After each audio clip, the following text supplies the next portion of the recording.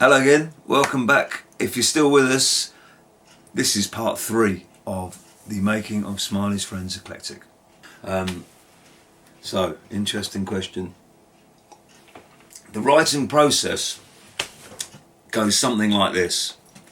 I will sit down at the piano or with a guitar with an idea, very early idea, and a very early melody.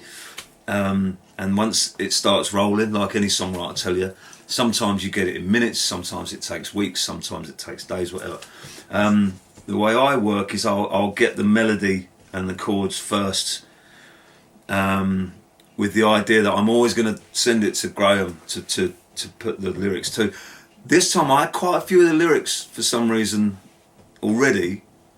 I've always said with Graham, it's like a colouring book that I've got 3 pens and he's got a massive box of crayons and he can colour everything, which is why I work with him. It's great, you know. But he kind of, I pushed him a little bit more this time. I said no to him a lot more this time because I wanted to push him as well. I thought he had more in him, and I think what he did come back with was wonderful.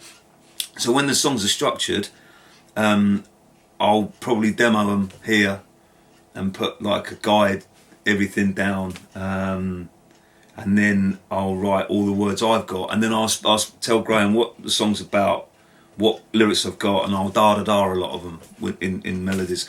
And he's really good because if I do it like that, I give him the rhythm of the word. So rather than just him writing a load of words and I had to try and squeeze them in, I will go da-da-da-da-da-da-da-da. So he will write the words in relevance. There you go. There's a little tip for you young writers out there. But this time what I wanted to do, I wanted to broaden it rather than me play, you know, everything and then get the occasional player in. You know, I can play to a point, obviously drums I do, but I can, you know, put everything down. But I know so many great musicians and I'm so blessed to have played with some of the best players. So I asked them and you know, I started off, I think the first one I got in was Matt Round, a bass player. He's been on tour with James Morrison recently, and Matt's a brilliant player. He played on the last record, and I remember at the time thinking, this is he would fit these songs.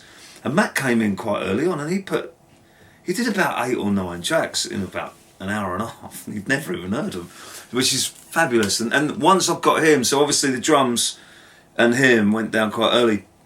I had to change tack a little bit because some of the regular musicians I used were busy, which was interesting this time. Like, I've always used David DeAndre, but he wasn't around. He's been doing his other stuff, and so rather than me just clicking my fingers and expecting these guys to go, yeah, sure, a lot of them couldn't.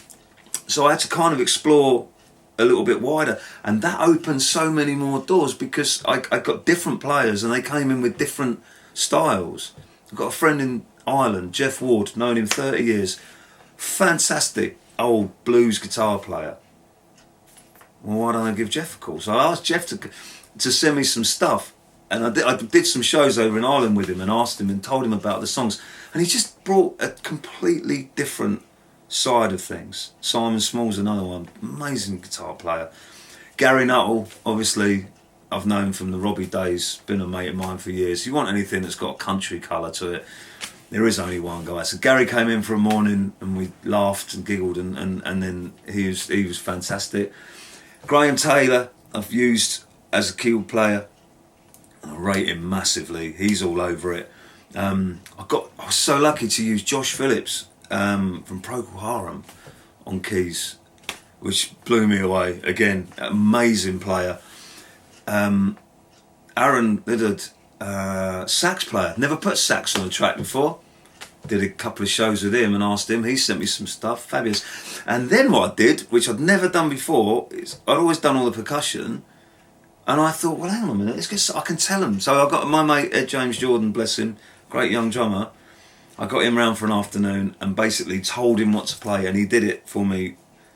And Lola as well, my daughter, she did some percussion. And I'm not lying when I say that. I know she's only 7, but that girl's got rhythm, so she's definitely on it. And then there was one more beautiful moment in the recording, which was a fluke really. When I talk about Moon Age Daydream, that was a day out for an old band I was with in about 30 years ago. Some of my favourite people in the world called Potato Joke. We were in my teens, and they had a massive effect on me as a person and a musician. So we got back together after 30 years and decided, rather than just going to the pub for the day, we would record a track. And so we did Moon Age Daydream as a bit of Bowie tribute, and I had a brilliant day. And it was only when they'd gone I thought, man, this would be amazing on the album. And so I kept their parts, but I embellished it, decided to bring in more and more people because it was such a tribute to Bowie. And as I say, so James Stevenson from The Alarm has been working with Tony Visconti, Bowie's producer. So that'd be rude not to ask James to put guitar on it. As I say, Josh Phillips is on it.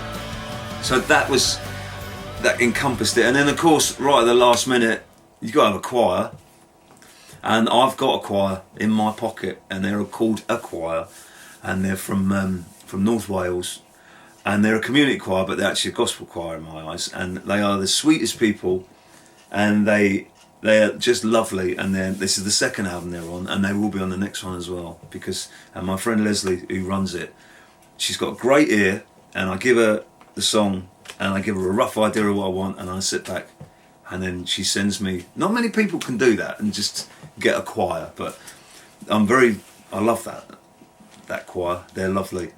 So I'm really grateful for all these musicians, but I think they've helped me as a producer, because the playing on this record is astonishing. Dale Davis, obviously, the Lord Dale Davis, put some bass down on Turn Around Mr. Nelson, which is astounding. It's like a song in itself. So I'm very flattered. So from a kind of storytelling, lyrical point of view, this album, I tried to, obviously I used Graham Turner, he's my Bernie Taupin to my Elton John, and we've done this now for, this is the third album we've done this, and you know, I've kind of explained how we do it, but it was interesting to get the different subject matter this time, because there was some kind of slightly darker ones that I don't know why I wrote. I wrote a lot of Anyone Anywhere and No One Counts for Money, which are both about kind of a loneliness thing.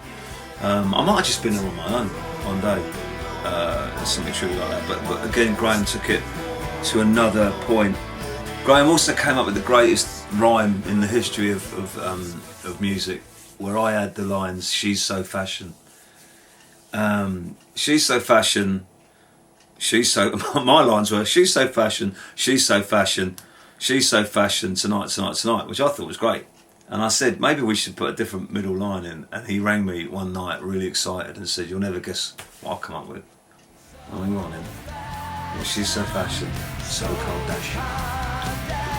Which is why I worked with him, basically, because that was lyrical genius. He's a lyrical gangster. But so yeah, and there was a track, the track "Beautiful" as well. I haven't mentioned these boys, Paul Williams and Russell Carr, two really good friends of mine, both exceptional musicians who I've worked with.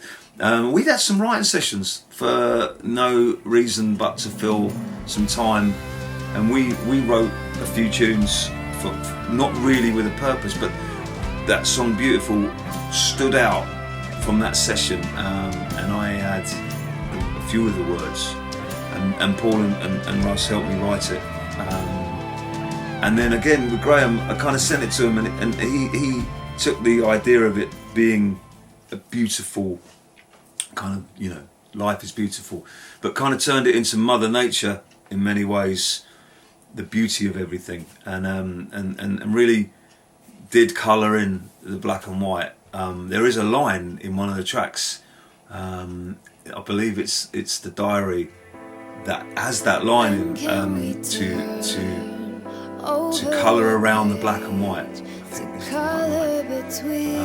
which is funny because it was wrong at first. It was I had the words colour into black and white, and just to give you an idea of what it's like to work with a lyricist, Graham was so adamant about it that he said, "If you don't change that line, I want you to take my name off the credits." And I was like, come on, man, it's only one line. But then I got it. I understood what he was trying to say. It was a line, and he said it. It jumped out at him. It wasn't right, and I had to accept that. It's like me putting an extra note in or an extra beat in. He's really precious about his words. He can back up every single word he writes. So I gave him a lot of the subject matter this time. WikiLeaks Dream, I think we came up with together about the Julian Assange character who is stuck in an embassy in London. Look it up, I'm not going to tell you about it. But Graham really, he once we come up with that idea, he really delved into it and came up and put it into words, which again was really, really clever. Mississippi Road Trip was quite funny because I wrote that as a funny country song, and he took it and just brilliant. He kind of, it's as though he said, "Hang on a minute, I'll just pop over to Mississippi and go on a quick road trip and then give you a load of words," and that's what he did. And so you know, it's a strange dynamic, music, words, and if you ask 100 people what are the most important in songs, 50% will say music and 50% will say words. Obviously, if you put them together, there's 100%, and they are as important as each other. And I think you'll find that any great writers. I've been talking about this recently. How many like classic writers over the years were duos rather than just one person. You know, going obviously the Beatles and the Stones and the Who and the Kinks, ABBA, the Bee Gees. They were all parts, and if you actually go down the route and you actually scratch the surface with that, you know, even a lot of them were like, he wrote the music, he wrote the words. Well, obviously they blend, but you put the blend together and that is a complete song. And I'm pleased with this record because I think the songs are complete, to be able to give them to all the amazing musicians. So that's why I think this album, I think there's something for everybody.